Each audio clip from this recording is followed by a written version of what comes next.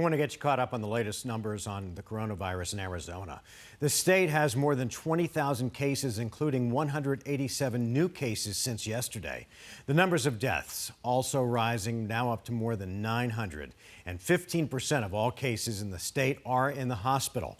As of today, 82% of all adult ICU beds in the state are being used by COVID patients. An update now on the drug remdesivir. The medication appears to only help COVID patients who are moderately ill. That's according to the latest results of a trial. The FDA granted an emergency use authorization for the drug last month. Today, the state superintendent releasing a roadmap to help guide schools to reopen school next year. The plan recommends new safety measures, from safety checks of students to reducing class sizes and no longer eating in the cafeteria. The plan recommends new sanitation practices and suggests when students should be able to return to class. But they are recommendations, not requirements. Superintendent Kathy Hoffman says the final decision will rest with each individual school district.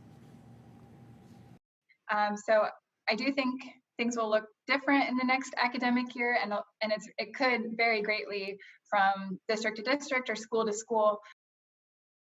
The Education Department called the plan a living document, which will change based off the most recent information from the COVID-19 pandemic. The summer